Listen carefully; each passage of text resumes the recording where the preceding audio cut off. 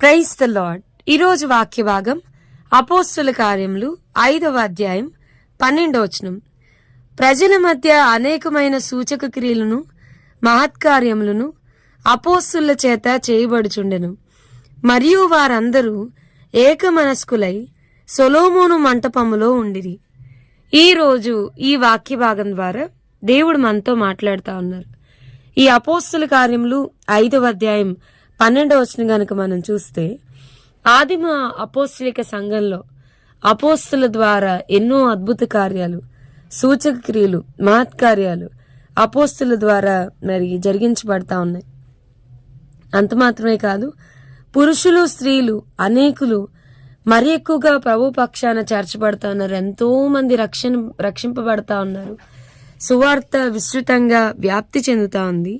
ఆ టైంలో మరి ఎంతో మంది అపవిత్రాత్మలతో పీడింపబడుతున్న వారు, అనేక మంది రోగులు స్వస్థత పొందుతా ఉన్నారు. ఎన్నో గొప్ప కార్యాలు అపోస్తుల ద్వారా సువార్త వ్యాప్తి విస్తృతంగా జరుగుతున్నప్పుడు అనేక రాష్ట్రాలు, అనేక దేశాలు, అనేక ప్రాంతాలకి అపోస్తుల ద్వారా సువార్త వ్యాప్తి చెందుతా ఉన్నప్పుడు అప్పుడు మనం చూస్తే గనుక ఏం జరిగింది అని అంటే, ప్రధాన యాజకుడు అతనితో కూడా ఉన్నవారు అందరూ సద్దుకాయలు తగ్గవారు లేచి మత్స్యంతో నిండుకుని అపోస్తుల్ని బలత్కారంగా పట్టుకుని చెరసాల్లో ఉంచారు.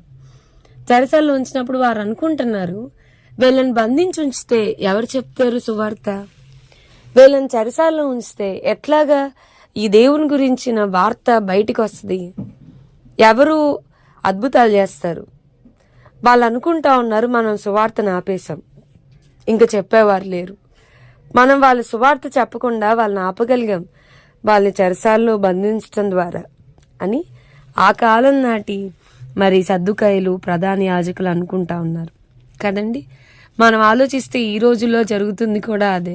ఎగ్జాక్ట్లీ ఈ రోజు కూడా అదే జరుగుతుంది.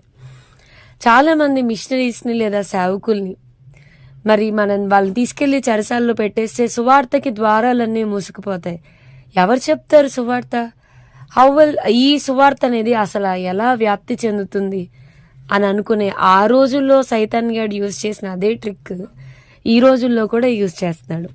మరి వాళ్ళందరినీ బలత్కారంగా పట్టుకుని చెరసాల్లో ఉంచినప్పుడు ప్రభుదూత రాత్రివేళ వచ్చి చెరసాల తలుపులు తీసి వాళ్ళని వెలుపలికి తీసుకుని రావడం, మీరు వెళ్ళి దేవాలయంలో నిలబడి ఈ జీవమును గూర్చిన మాటలన్నీ ప్రజలతో చెప్పండి అని చెప్పని దేవదూత వారితో చెప్పడం, తెల్లవారంగానే వారు దేవాలయంలోనికి వెళ్ళి బోధించడం మొదలు పెడతా ఉన్నారు కదండి.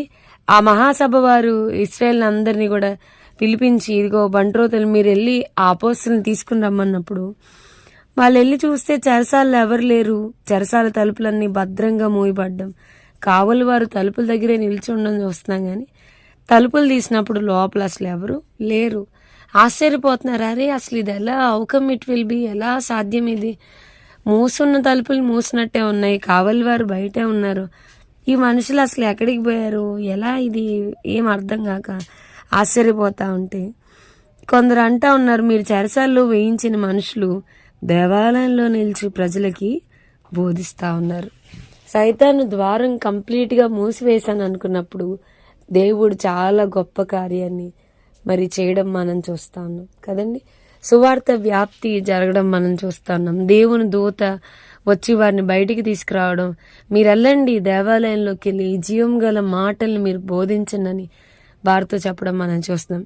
సేమ్ ఇదే సంఘటన అపోస్తుల కార్యంలో 16వ అధ్యాయంలో కూడా మాసిదోనియా దేశంలో పౌలు, శీలలు మరి సువార్త ప్రకటిస్తా ఉన్నప్పుడు, లూదియాలు అంటే అనేక మంది మారుతా ఉన్నప్పుడు, దెయ్యాలు, దురాత్మలు పారిపోతా ఉన్నప్పుడు, చాలా గొప్పగా సంఘము మిషన్ కేంద్రంగా మరి సంఘం కట్టబడతా ఉన్నప్పుడు పౌలు శీలను తీసుకెళ్లి మళ్ళా చెరసాల్లో వేయడం, వాళ్ళని బంధించడం, వాళ్ళని విపరీతంగా కొట్టడం, వాళ్ళ కాళ్ళు చేతులకి బొండలు బిగించడం మనం చూస్తా ఉన్నాం. అప్పుడు కూడా సువార్తకి ద్వారాలన్నీ మూసుకుపోయాయి. ఇన్ని దెబ్బలు తిన్నారు, ఇంకేం పోయి సువార్త ప్రకటిస్తారు, ఏం చెప్తారు అని అనుకుంటా ఉన్నప్పుడు కంప్లీట్గా మరి అంతా సువార్తకి ద్వారాలు మూసుకుపోయినాయి అన్నప్పుడు మహాభూకంపం కలిగినని వాక్యం చెప్తుంది. మహాభూకంపం కలిగిందా? రెక్టార్ స్కేల్లో భూకంపం యొక్క తీవ్రత అంతా, ఎంతమంది చనిపోయి ఉంటారు, ఎన్ని బిల్డింగ్లు కూలిపోయి ఉంటాయి, ఎన్ని బంగ్లాలు కూలిపోయి ఉంటాయని చూస్తే కనుక మహా భూకంపం అని బైబిల్ చెప్తుంది, కానీ ఒక్కరు కూడా చనిపోలేదు. Not even a single death. 16వ అధ్యాయంలో వచ్చిన ఆ మహాభూకంపం వల్ల ఒక్కరు కూడా మరణించలేదు. మరి ఇదేం భూకంపం అయ్యా అంటే, భూకంపం కలగలేదంటే కలిగింది, కానీ ప్రజల హృదయాల్లో ఆ భూకంపం కలిగింది. వాళ్ళందరూ వెంటనే వచ్చి అధికారితో సహా, అసలు ఒక్కరు కూడా పారిపోకుండా అధికారి వచ్చి అపోస్తుల పాదం దగ్గరికి వచ్చి అంటున్నాడు, అయ్యలారా, రక్షణ పొందుటకు మేమేం చేయాలి? సువార్తకి ద్వారాలు మూసుకుపోయాయి అన్న ప్రతిసారి దేవుడు ఇంటర్వ్యూన్ అయ్యి చాలా గొప్ప కార్యాలు చేయడం మనం చూస్తున్నాం. మన దినాల్లో కూడా దేవుని యొక్క హస్తం కదులుట మనం చూచుదుముగాక. సువార్త మునుపటి కంటే అధికంగా వ్యాపించునుగాక. కశ్మీర్ నుంచి కన్యాకుమారి వరకు, corner to corner, pin to pin, ప్రతి వీధి మూలల యేసునామము ప్రకటింపబడునుగాక.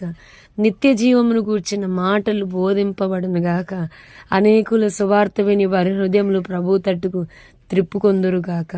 ప్రార్థన చేసుకుందాం. ప్రభా, ఈరోజు వాక్య భాగం ద్వారా మీరు మాతో మాట్లాడినందుకు వందనాలు. వాక్యం విన్న మా ప్రియులైన వారిని అందరినీ దీవించి ఆశీర్వదించమని యేసు నామమున అడిగి వేడుకొంచున్నాం తండ్రి. Amen. God bless you and have a blessed day.